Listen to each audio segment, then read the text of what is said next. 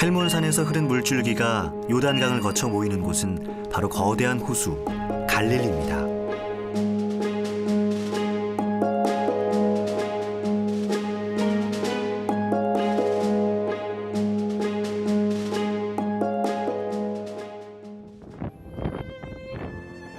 갈릴리 주변은 이방인들의 침략에 잦아 전쟁과 가난이 끊이지 않았습니다.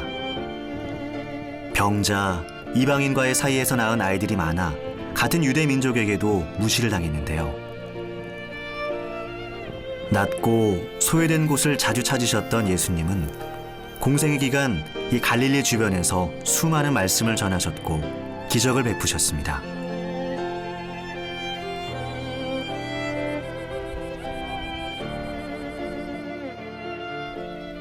갈릴리 호수를 둘러싼 여러 지역 중에 한 곳인 마가단. How are you? We are from CBS from Korea. Welcome. Glad you could make it to Magdala. This is Yes. the place where you're going to walk where Jesus taught. Yeah, expecting. Yes. This way? Let's go. Yeah.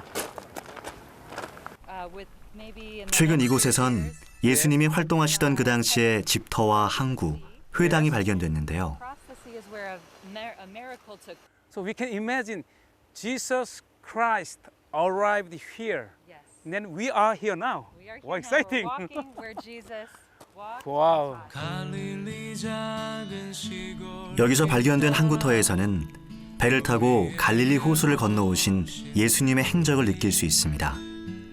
그 겸손하고 깊은 마음 사람들 알지 못했지만 이 지역이 정말 놀라운 곳인데요.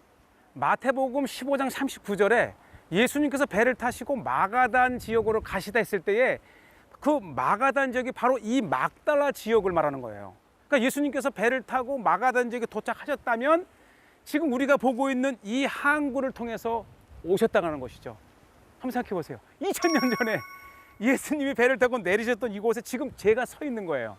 Jewish revolt takes place. 무려 2000년 전의 모습. Jesus came there out of the port. 예수님의 발자취를 찬찬히 돌아볼 수 있는 이 유적지는 오랜 세월 땅속에서 잠들어 있다가 최근에서야 그 모습을 드러냈습니다. 이 아르벨산 이 골짜기에서 늘 홍수가 나면서 이 지역이 모래로 덮였던 거예요. 그래서 실질적으로 처음 발견했을 때에 모래가 이 정도까지 있었는데 다행히도 예수님 시대를 건너떠서 오늘 우리에게 바로 이 예수님 시대 때의 마을이 드러났다는 것입니다. So this is a 집과 stone that they would use 시장, to put the Torah. 항구와 더불어 발견된 아주 중요한 유적은 당시 말씀을 전하던 회당입니다.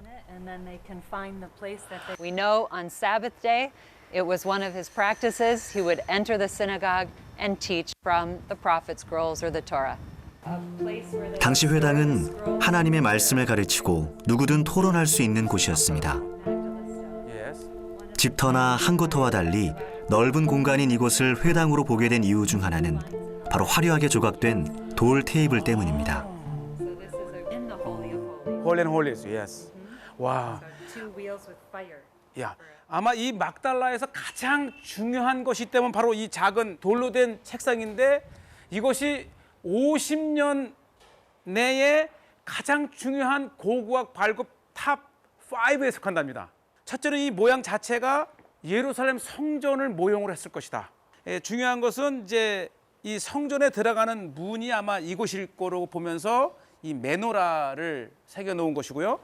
그다음에 이 위에 이 원에 12개의 입이 있는데 아마 이것이 12지파를 상징했을 것이고 또 하나는 이 성소 내에 이 지성소로 들어가는 커튼을 가렸던 그것을 상징하는 것이 아닌가. 하나님의 말씀이 있는 곳 예루살렘 성을 본따 정성스럽게 새겨넣은 문양. 하나님을 온전히 따르고자 했던 마음이 지금도 선명하게 들리는 듯합니다.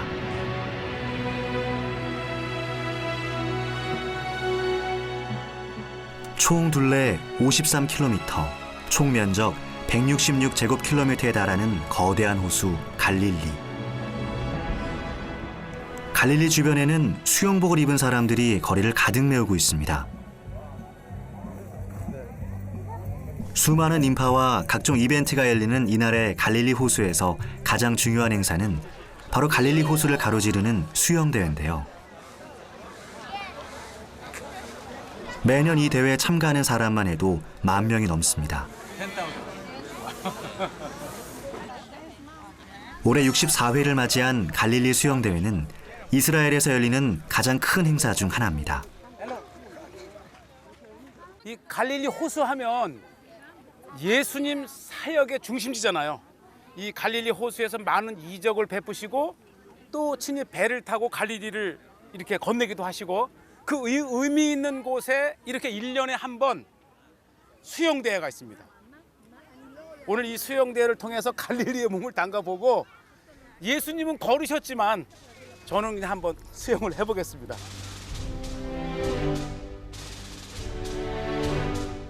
예수님께서 사역을 다니며 수없이 건너셨던 곳. 풍랑이 거센 갈릴리 호수에서 물 위를 걷는 기적을 보여주셨던 예수님. 그곳에서 사람들은 호수에 몸을 담그고 물살의 출렁임을 온몸으로 느껴봅니다. 한번 제가 수영을 해보겠습니다. 거센 바람과 출렁이는 물살 속에서도 흔들림이 없으셨던 예수님.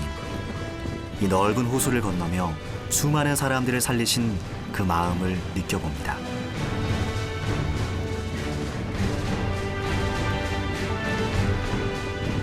저는 여기까지 이 수영대 총 길이가 5km래요. 5km. 저는 한 몇백 미터 정도에 맞췄는데 예수님이 사역하셨다는 이 호수에 수영대에 참석했다. 여기에 의미를 부여하겠습니다. 전 여기까지입니다. 바다라고 표현할 만큼 넓은 갈릴리 호수는 예로부터 해상교통, 배로 이동하는 것이 발달했던 곳입니다. 시원한 호수의 바람을 가르며 돌아오는 길. 완주는 하지 못했지만 보트에 몸을 싣고 사역길에 예수님이 느끼셨을 갈릴리 호수의 바람을 느껴봅니다.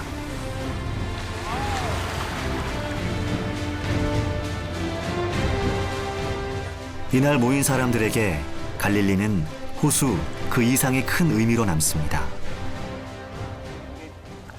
Yeah, Jesus. He walked. Yeah. Over there.